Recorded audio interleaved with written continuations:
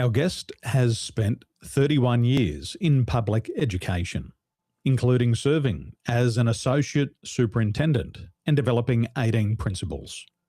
Today, she'll share ideas on how small businesses can save 10 to 15 hours a week and over $200,000 in hiring costs. Please welcome Dr. Rhonda Parmer. Thanks for joining me. Well, thank you very much. I'm very happy to be here. Appreciate you. Well, it's nice to speak to intelligent people, and the goal for us is to be able to learn and to leverage your knowledge. I believe there's a series of different levers we can pull in a business, and one of the most important one is leveraging other people's knowledge, because I don't want to have to do what you did for 18 years. That's not me. But I still want to save $200,000. That's me. There you go. Yes, I always say I like to help people save time and money. And it's interesting, coming out of public education, I'll just be super transparent. When you come out of a government job, it's a little different because you don't have to secure your clients. Mm, There are always going to be students, there'll always be parents and teachers, but you still have to deliver. And you still need to be successful in making sure that we have a great climate for students and teachers to thrive, and we can save money for the school district, the taxpayers, and save time for our students by having great teachers that are loyal and on board and engaged, and they stay because of how they're treated. So it yeah. all boils down to relationships and noticing and recognizing people for their strengths and helping them feel empowered to do what they can to be part of something bigger than themselves. Mm. When you're working with your clients and they're transitioning from either corporate or government organisations into becoming a small business owner, what are the range of emotions that they go through? Oh, I love this question because it is so varied. Daniel, what we find, and I appreciate you asking that because even though I did retire from education, even while I worked, I still worked. Even while I worked in the school district, I still had clients that I worked with and coached on leadership. And we've just recently, over the last couple of years, made this transition to helping people start their businesses. We found as we were coaching them and working on leadership strategies, communication, and that all those wonderful things that help a great culture and climate, people would ask us, "Well, but you used to be in education," or one of the ladies used to be in accounting. How did you get into this?" And it just so happened that we just kind of started going this way. And their emotions ranged from so curious, I've got to do that. I'm getting out of here, the first minute I can figure out what I'm going to do, to there's no way I know I want to make some passive income doing something. I've had this book on my mind, or I have this idea that this thing that I want to sell, but I cannot leave this company either because of insurance or just the stability or their reputation in the community and where they are. And so it ranges anywhere from total excitement to utter fear, but they know they still want to do something to put their knowledge to use. So many times, even in middle management, people will sort of top out because once you get into middle management, there's this level here that when you are promoted, those levels shrink. The number of people at those upper levels shrink and shrink and shrink until you're down to the main CEO or whatever. And so they feel stuck. Yes, I'm on this career path and yes, I'm doing the thing I love, but I'm kind of capped out. There's 12 of us here vying for that next one position. So what can I do to bring in a little extra income? And that we do help them work through either the fear or the excitement because we don't want them to quit too soon. If they quit too Mm, soon and they haven't really worked out their whole idea, that path to revenue, then they have an income gap, mm, and that can cause many other troubles. mm.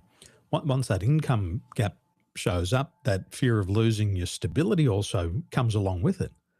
And that Absolutely. And gets if into they're in a the, relationship, then there's trust issues with the relationship. So it could spin into so many different other problems. So The ones who are super excited, we my husband has this phrase, "We need to pour cold water on them," and no, no, okay, hold the reins back. We're gonna help you, but keep doing your job. This is Mm, for after. This is for a little weekend project or whatever, but it's just so varied, with that range of emotions, and there are some who are, frustrated. They're frustrated with whatever industry that they're in. If they've been doing that for 20 plus years, and they're kind of probably for other reasons, not anything that they're doing, but for several outside reasons, they could be burned out. So they believe in themselves, but they want to test it out first before they just completely stop.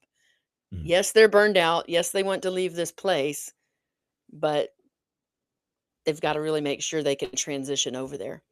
And mm, then along with that burnout, you really do have to test, is this burnout an external force, or are you really burned out inside, so that if you quit and do this other thing, are you still going to be burned out?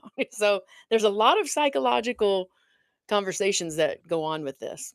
And that mm. is one good solid pillar of the three that we use when we're helping someone transition to start their own business. That stress and burnout, if it's within the person and they do decide to exit their career and start a business, what happens in the first weeks or months of being a new business owner? So they find out pretty quick that it was not the environment that they were in, or sometimes they'll feel that they brought it with them for whatever reason. So we really just have to do what I call kind of peel the layers of the onion. And sometimes the more you peel back, the more you cry, Mm, because it's sometimes if a person is burned out and it's internal, it's almost like work was their addiction. They were either addicted to the praise they got for their good performance, or they were addicted to being busy and just feeling productive. Maybe they weren't, or maybe they were. Or sometimes they are escaping something else, like some other kind of addiction, but you're using it as an escape. And so, what happens when they start that business, we see it really quickly because they don't follow through on their action plans. Even though they were very highly motivated to do this thing, really their motivation came from trying to escape the other place that they thought was causing their burnout. But now here they come, and it shows up as a lack of discipline. And I'm saying that to you, but I don't say that so direct to them, because you don't want to throw a rock on their face, but you just have to know that, okay, let's back up, because in your job, or in your occupation, or wherever you worked, there were all these systems in place that even if you were burned out, you still had to get things done by certain time. You had meetings, you had deadlines, you had standard operating procedures. Now you're solopreneur by yourself. Maybe you have a virtual assistant, maybe you have a spouse or someone helping you, but you're doing everything. And so if you don't have that discipline, and there's some, layer of burnout that's still in you, we've got to work through that, and then truly decide, okay, then, is this starting your own business really what you wanted to do? That's why when we're working with people, we really tell them, do not, do not, do not, do not quit. Let's make sure this is for you, because so many times, I mean, as I mentioned myself, and in the education space, and in every space, really, when you love something and you create something for yourself and you see value in it, and then maybe you show it to a friend or something and you get encouraged. Hey, that's a pretty neat idea. Even if it's a cookbook, or a journal, or a spreadsheet that helps people keep their budgets really nice and organized. There are so many platforms for you to sell those things now. So many, Shopify, and all these different Etsy's, and various platforms to do things that you don't have to quit your job. You simply start a little income stream, and when they see that, and they can see themselves developing that into an offer, then test that offer, work on it, actually see it come to fruition, then when they replace their income with their offer, then they can quit. And that's the way we coach them. That's not always the way they operate. Because just like anybody who's being coached, all the way down to little league, they don't always listen to the coach. Absolutely. The coach doesn't know best, they think. Right. They've never seen this before. It's me, I'm Yeah. different. Yes, I'm Human different. nature doesn't Exactly. apply to me. Exactly. Exactly right. You know what it's about. I do. For example, if somebody has an environmental conflict and that conflict might be dealing with conflict, and there's a lot of conflict in the workplace, and that conflict over the years building up leads to stress and burnout. And they think by leaving this job and starting a business, I'm going to escape from that.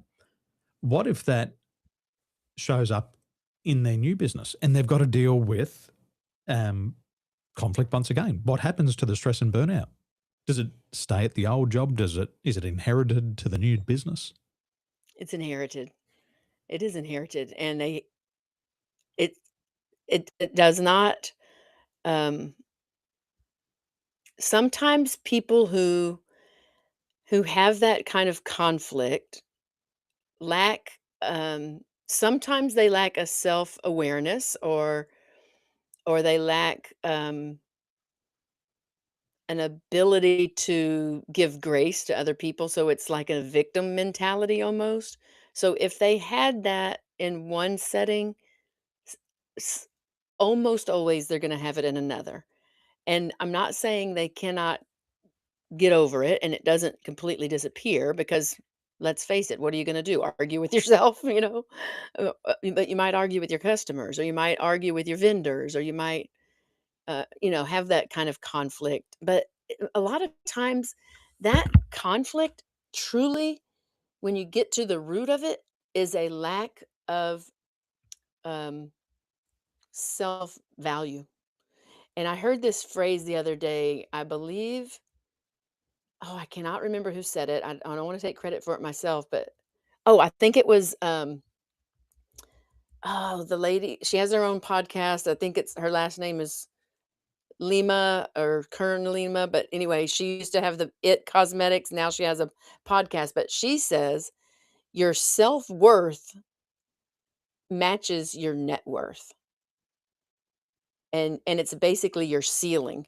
And so if you have conflict and you blame other people, or you start to say, "Oh, well, that's just the way it is," or whatever, then that's going to transfer into everything. And it may not manifest and be seen that same way in every other area or other aspects of your life, but it's going to show up, and it's going to be a challenge or a hurdle to overcome.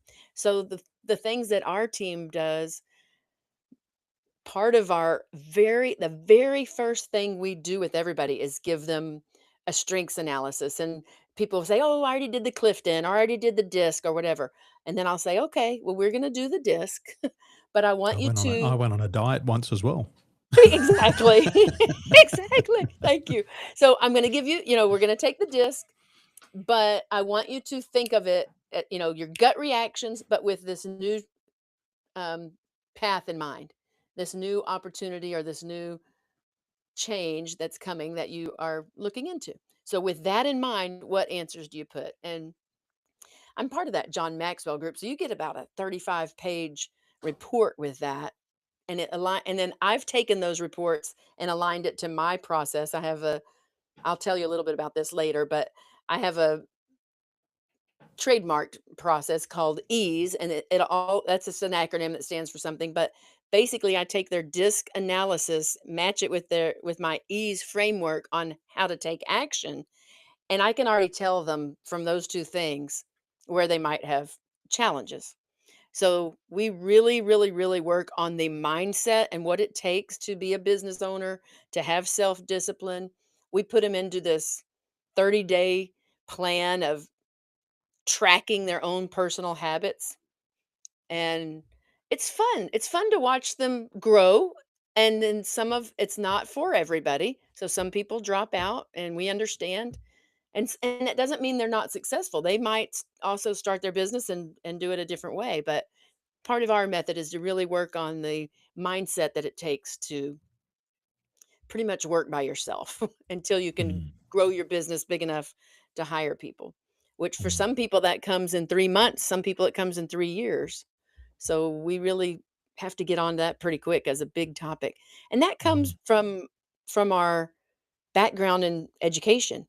If you think about every movie you've ever seen about education, it's true. What kids believe about themselves is what they can do. And when they mm, have a great teacher, a great principal, or great systems or whatever that believe in them and put opportunities in front of them. And I mean, I'm not talking about just, oh, you're great, you're going to be great. No, you have to teach them too, but you have to set that efficacy where they believe it. They have to believe that they can do it. And it's the same for us. If you were going to go get your motorcycle license and you did not believe that you could do it, you wouldn't. mm, So it's that's the framework from where we begin. mm. Your self worth is your net worth. I really believe that. And I've also heard it put in other ways that you earn to the degree to which you like yourself. So if you Oh, feel that your consulting is worth $500 an hour, you'll ask for $500 an hour. If you feel it's worth $1,000 an hour, you'll ask for it. But if you've got fears and doubts and limiting beliefs and inner conflicts and you're worried about your own self worth, you might say, I can do it for 50 isn't that sad? with a question at the Yes. end. With a I, I, question at the end. I Mhm. really believe that. And I think there's two components to it, which probably comes back to education is both confidence and competence. Because my 9-year old boy, he's very confident that he could drive my car because he's played Super Mario Kart and he's watched me drive for the past 9 years and he's very confident he could get behind the wheel, but he lacks competence. He doesn't know how to start the car. He doesn't know which pedal is on the left or the right, and he doesn't know what happens when you move the steering wheel. So Mhm. when I people are love it. coming into business, looking at it from an education perspective, what if they're really confident but lack the competence, lack the skill sets? What happens?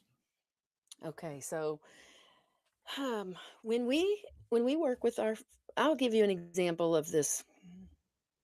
This is a true case. I'm not going to mention names, but we had one who had a great idea for natural products, and she was brilliant. And for years, she would bring us different things that she had made, and they were wonderful, and they did what they promised to do, and um, they were pleasing to use. There was like soaps and lotions and things like that, natural cleaners for your house and things like that. So, not a problem with skill in that area. None. She had it. So, is this going to be a hobby where she goes to pop-up shops and sells and makes a little money and that's fine? That's probably what it should have stayed, but she quit her job and said, "No, I'm going to do this full time." And so she had confidence, she had competence with the things she made, but she didn't have any business competence yet. And so what happens on that avenue is she ended up making all these products and just had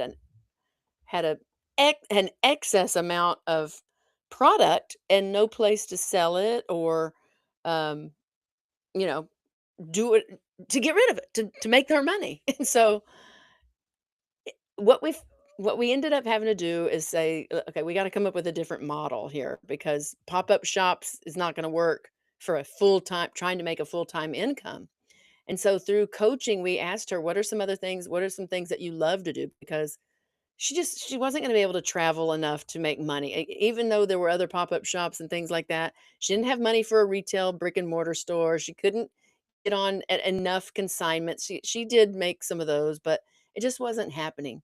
And so we I don't know if this really was her competence in business or that particular product, the need for that product. So there wasn't as much she didn't have the courage to go make her items online. So I've seen people in the exact same space sell on Instagram or TikTok and sell out. They have to say we're sold out. We'll get back next month. So I know there was a demand for the product, but she did not have that exact competence to get it sold, whatever. So she didn't want to put her face online. She didn't want to get a marketing firm to do those different things for her that she didn't like. So we just changed her model. And so instead of, since she had a teaching background, instead of just making and selling, she began teaching other people how to make it. So she would have a master class once a month, send an email that told everybody what supplies they needed to get. And then during the master class, they would actually make the supply. They would make whatever it was for that month. It Mm. still was not bringing in as much money as her teaching job, but she could see the wheels turning and the potential to do more things. So she is still really in that crossroads of trying to learn how to be a good businesswoman because she does still have that fear of being out there, even though she's kind of who I think about whenever I say, don't quit too soon, because she had great ideas. She had confidence in her product, but no systems in place to make a business really work.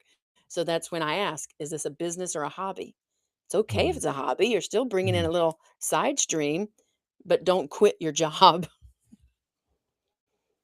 Don't quit too soon. You We mentioned say, disc look, build before. before you leap. I think there's Mm. somebody out there who has that, but build it before you leap.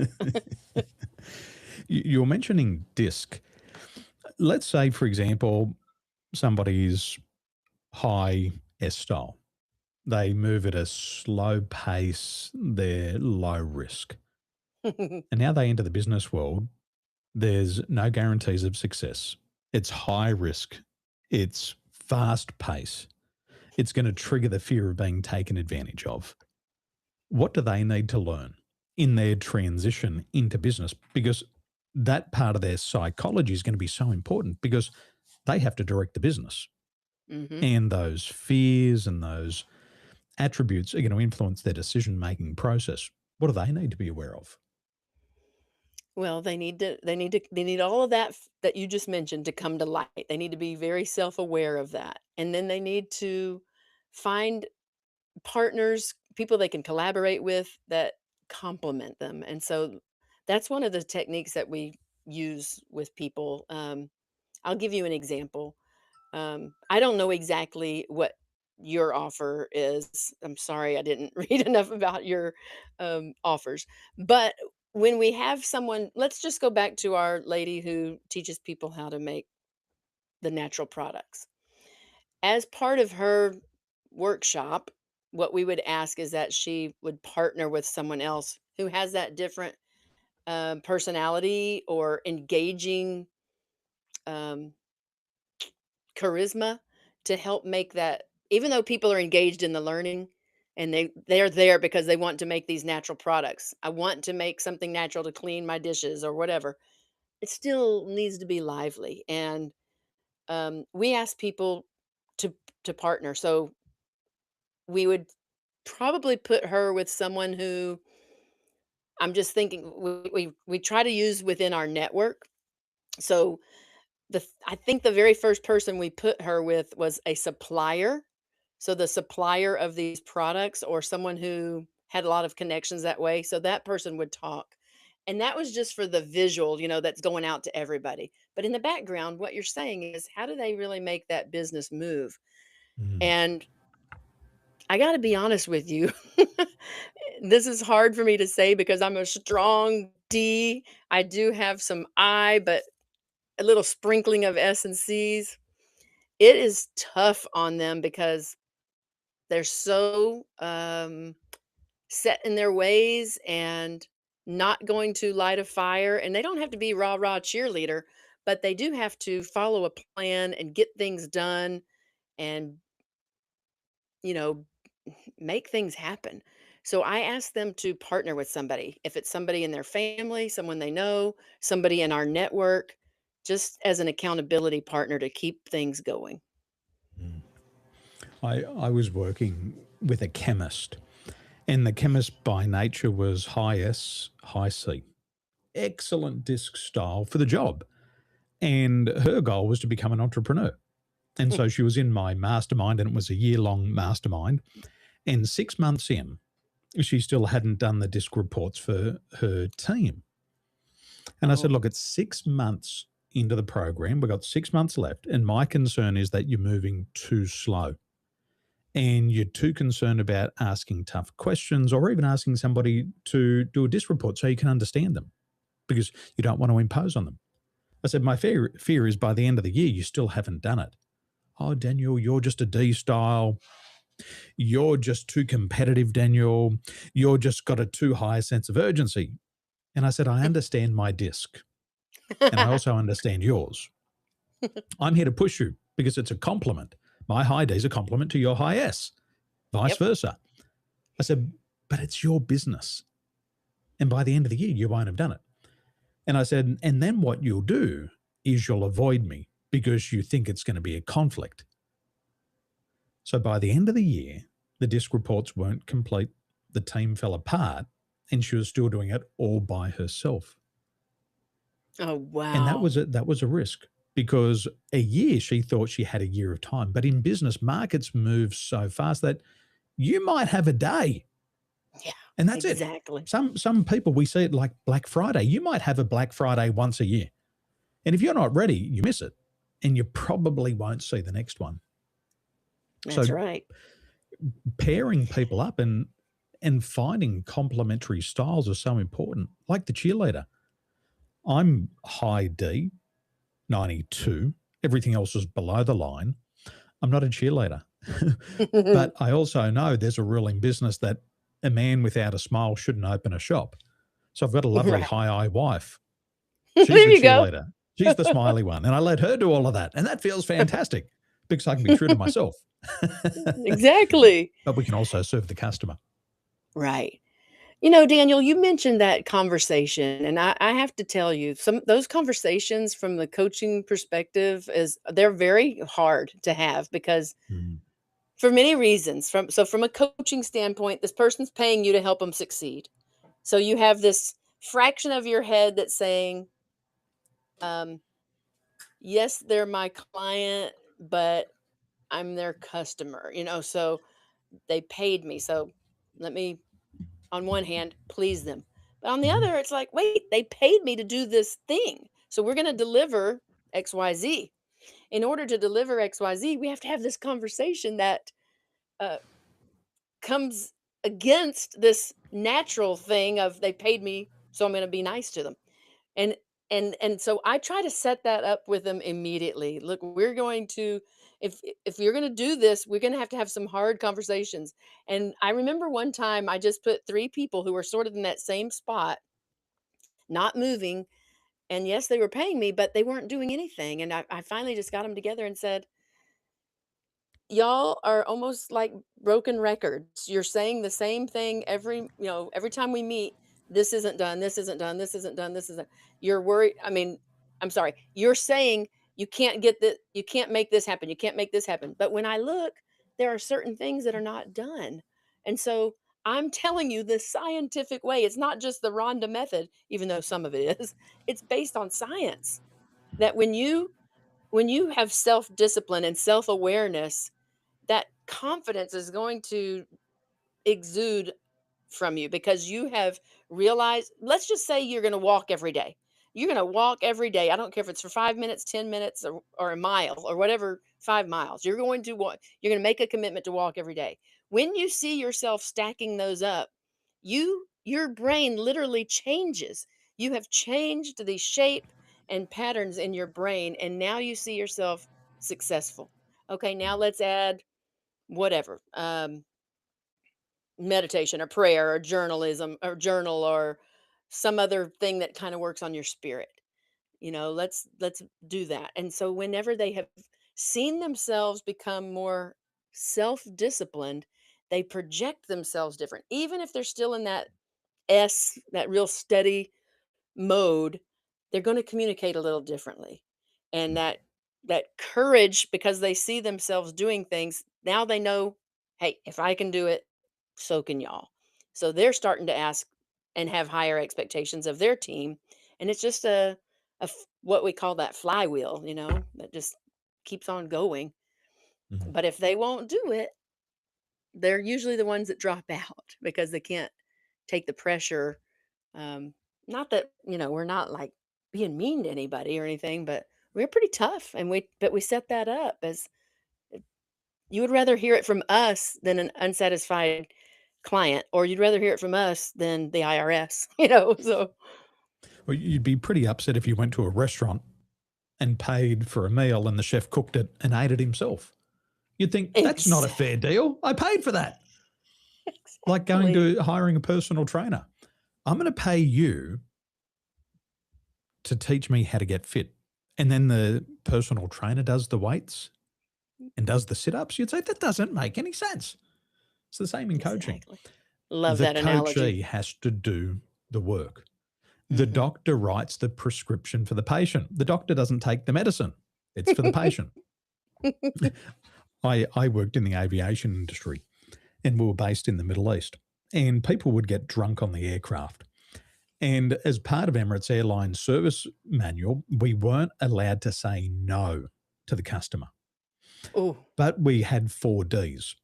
We oh, could delay, distract, dilute, and then finally deny alcohol. And I think sometimes when people start a program, they go through the same 4 Ds. They delay action. They get distracted. Let me build all of these systems. And once my systems are 110% perfect, then I'll do something. And then they dilute things. They say, well, I wanted to earn 100,000, but really I only need 10,000. And they start to dilute their goals. And then they go into denial. That's not me. I didn't promise that. I love that, Daniel. The 4 Ds. I'm gonna look for Delay, that distract, pattern. It's probably exactly the case everywhere. dilute, and The deny. distraction for sure. Then and they will see that of themselves really quickly because they have so much time that they think they have time because they don't have, they don't have to clock in anywhere, or they don't have the standard regular Monday meeting or whatever that they used to have. And I encourage them to still have that. Mhm. Keep yourself in a rhythm. They're good Put disciplines. Yes, I do this thing called clock. It's called blocks, clocks, and socks. And so it's blocks of time. Use your calendar and put blocks of time in there for things that you know you need before anything else gets on there. So your own personal blocks of time to take care of your family, yourself, doctor appointments or whatever, but also to do your work. Mm. Set yourself, this is my work time. I'm going to do my work during this time, whatever that is. Then you can fill it up with client meetings or vendor meetings or research or whatever. That's blocks. So it's blocks of time. The clocks has to deal with first one clock on your wrist, like get up every 45 minutes and go do something else. Don't just, now that you're in your own office, wherever it might be, don't just sit there all day long. So get up, go stretch out, go outside, walk around, get some water, do something. So um, that's all that part of clock. But the other part is when make a commitment to shut it down at a certain time. you know, I'm going to make sure I'm shutting it down every time so I can have dinner with my husband or whatever and commit to that. So you have blocks of time and then clocks, the one on your wrist and the one that tells you it's time to end it for the day. And then socks. Kick your shoes off, walk around in your socks and do something fun because all that matters in this world is really how well you are so that you can serve others with the gift that you have. If you're not well or you're not aware of your gift, you're not able to serve that whole little link just falls apart. Mm. And so I'm not all this woo woo, kind of things, but I do believe if you don't take care of yourself, you can't really take care of others. That's why, coming from the airline industry, they tell you to put your Mhm. own mask on first Mhm. so you can keep taking care of other people. And so you can feel high before the crash. Okay, I wasn't gonna go there. The real reason. You Oh know, my gosh.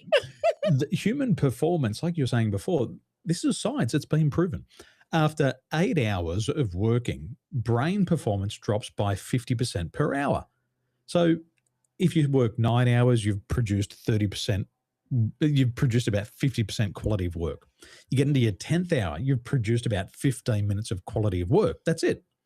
And then Yeah. it just drops off. We know that. Right. We also know by taking a sabbatical, and this isn't something new that we have time off. This has been in the Bible for 2,000 years.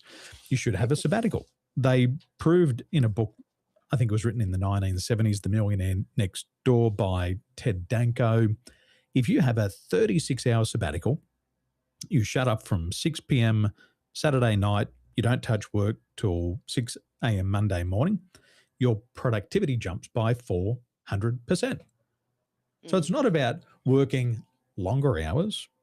It's working more productive in the time that you got, stopping, recharging. It's like your mobile phone. You got to charge it every day.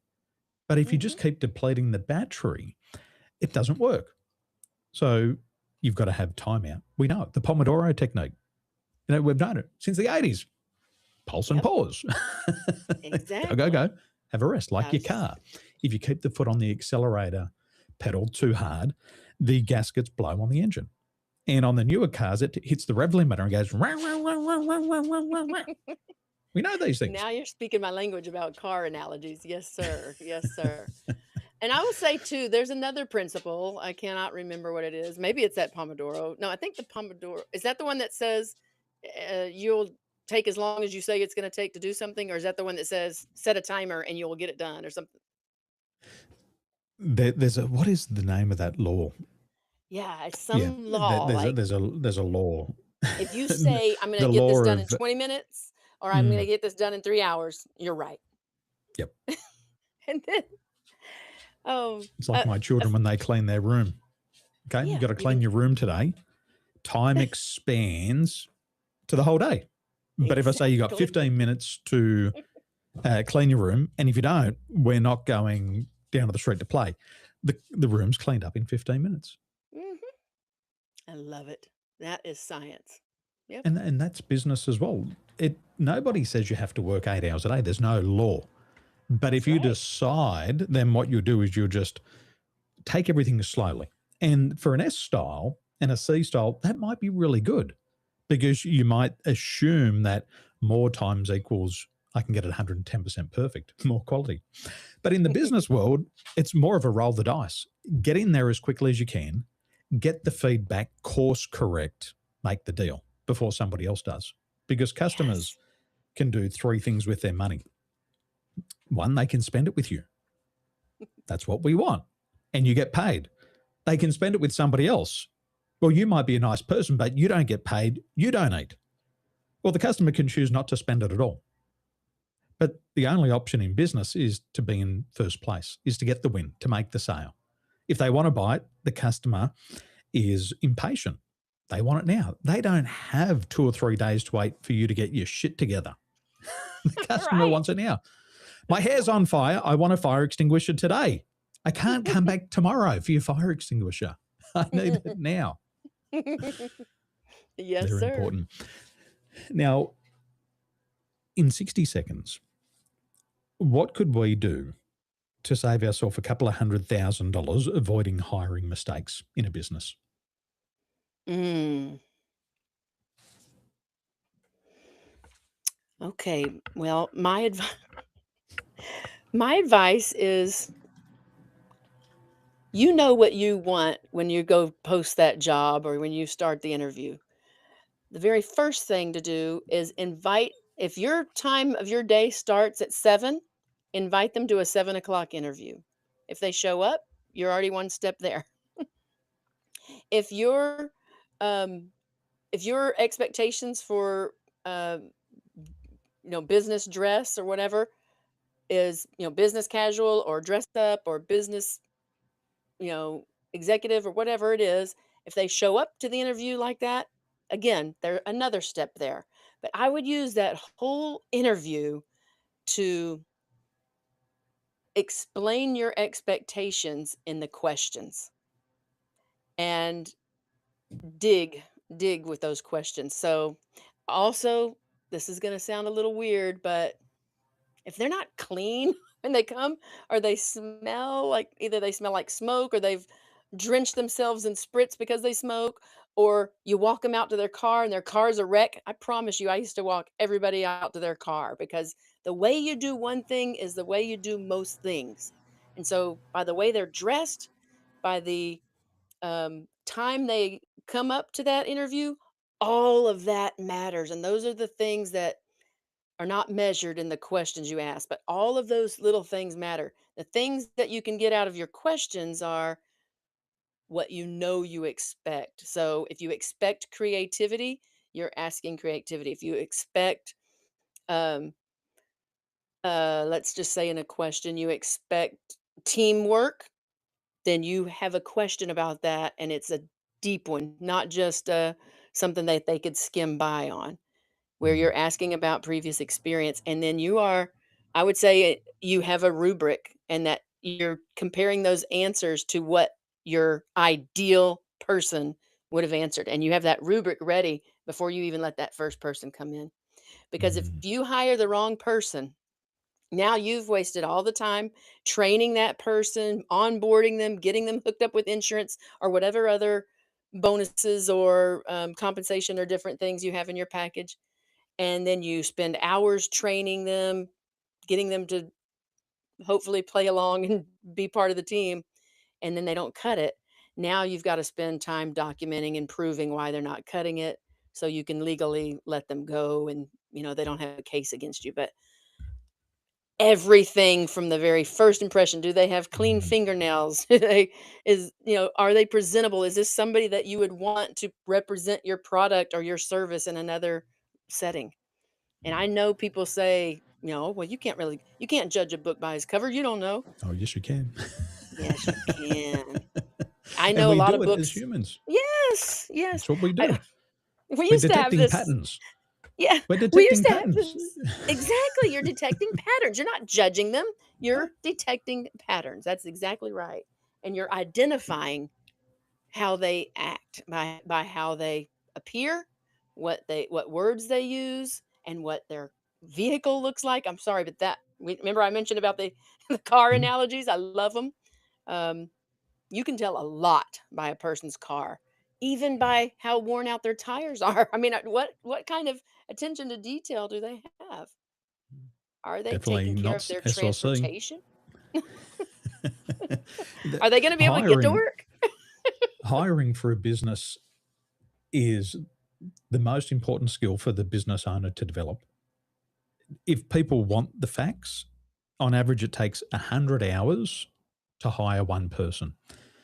In today's market, you've got to get at least 250 eyeballs on the job. Mm, You'll find 15 people who apply, 12 will be terrible, 3 will be good, 1 will say, no, I've got something else. You'll come down to the final 2.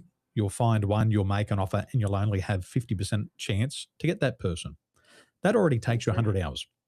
right. The other statistic is that a bad hire costs the business 5 to 7 times that person's annual salary.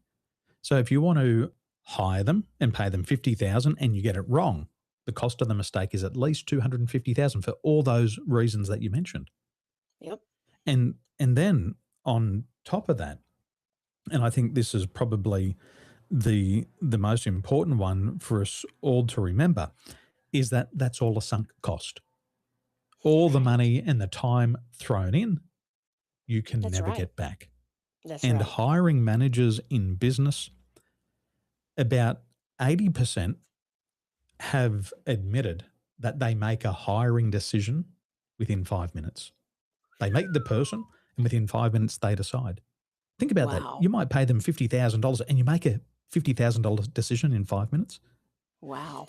About 5% of hiring managers admit to hiring somebody within 60 seconds, making the decision. I like this person. They showed up and they were wearing a LA Lakers shirt, and LA Lakers are my favorite team. They're hired. Done. Whoa. But interesting, talking about cars, the average time it takes to buy a car is 6 months. People do their Oh, due diligence for 6 months to buy a $30,000 vehicle, but they'll spend interesting. 60 seconds deciding on a person with a risk of losing $250,000 to $300,000 and possibly their business. I know so many people who, for everything that we just talked about in that hiring process, it takes too long. I'm doing this. I've got these other things to go. I've just got to get someone in here and we'll just roll the dice, we'll just roll the dice and see. But I would rather them double their money on the intake and, hey, run that ad again, get a whole nother set of eyes on there and get a whole nother run of people to come in than hire the wrong person. You hire the wrong person, not only you have all that monetary spend, but the morale of your group goes down. Then their engagement with the team is down, and it's so bad for so many reasons on the climate and culture issues. But Mm. if the Well, leader doesn't if your business personally, was performing and you bring in somebody who doesn't perform, you're back to the forming stage. And then you get into the exactly, storming phase and you loop yep, around there. You never get back to performing. It can right, take that's years. exactly right. I You're was working bringing with up a some company and they good said for every topics. bad hire in their business, it cost them $1 million. That was the Eh, raw number in their business. And they would have 10 bad hires a year. mm, It's only and what 10% of their workforce, but 10%, they would lose $10 million. You can't get it back. So the business owner said, why are we doing all this hard work and we're throwing it away on bad hires, people who don't even contribute to the business? We onboard them, we insure them, we pay them. We've got to exit them early. Now we've got reputation risk. We've got court cases. We've got to go through redundancies. We've got to restructure the business. Just get it Oh, right the that's so first time. sad. It's horrible. What industry was that?